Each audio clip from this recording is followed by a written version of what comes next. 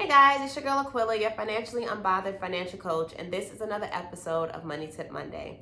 First and foremost, I truly appreciate you guys who have reached out to remind me that I've missed a couple of weeks. Totally appreciate the support. But if I can be very transparent and honest for a second, it has been a very emotional, mentally draining, physically draining past couple of weeks, especially just with everything's going on in the world. So I had to take some time to get realigned, talk my husband ear off, and just get recentered. So I'm back. I pray you guys are all staying safe and staying at peace and finding an outlet, whichever way you need to, in a positive way. But let's jump into this week. We are talking about life insurance.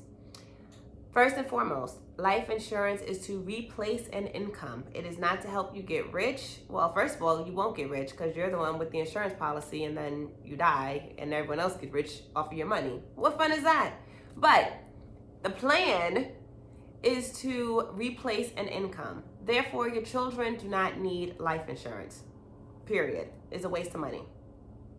You have your whole life policy, which comes with a cash value option, and then you have your term policy.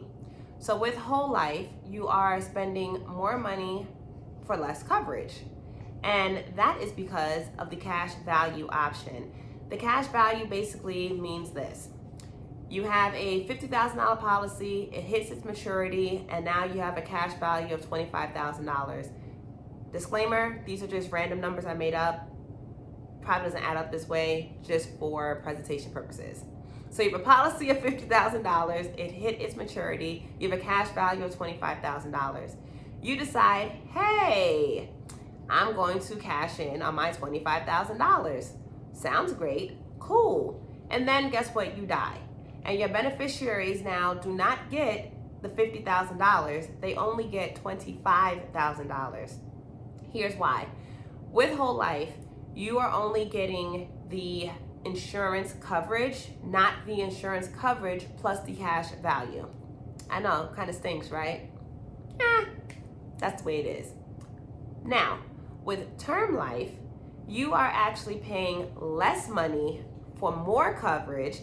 However, you get to determine how long the policy is for. So an example would be, you decide, hey, you know what? I want a policy for 30 years. I have a 2-year-old child. By the time my kid hits 32, they should be out of college. They won't need as much money from me. Great. Now, I looked up some numbers for you guys. Here's my little notepad. A 40-year-old female with a whole life policy of $500,000, so $500,000, will pay $55,000 for the year.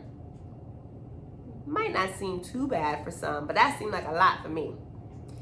Then you have a 40-year-old female with a 30-year term paying $485 per year, roughly $500. So what does that mean? That additional $5,000, you can take it, invest it, and save and make more money than your cash value that you would get from the term life.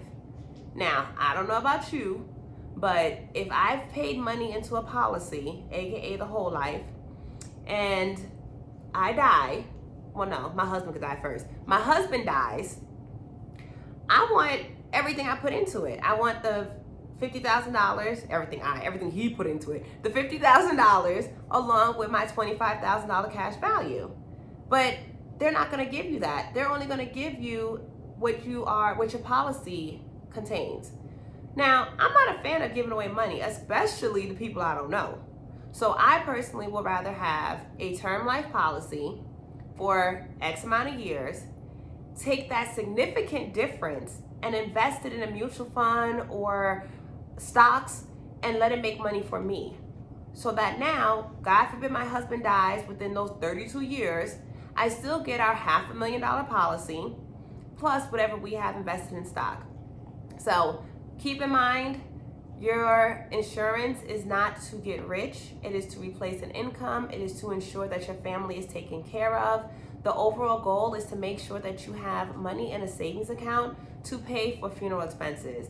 And on average, right about now, Funeral expenses range anywhere from about $2,000 to about $12,000, and that depends on whether you're being cremated or having a burial. So I would say continue to save, continue to invest, and figure out a policy that's best for you, but we have to make sure we have life insurance. We don't want to do a GoFundMe to bury a family member, all right? So I hope you guys have a great week. If you have any questions, y'all know y'all can reach out. Talk to you later. Bye.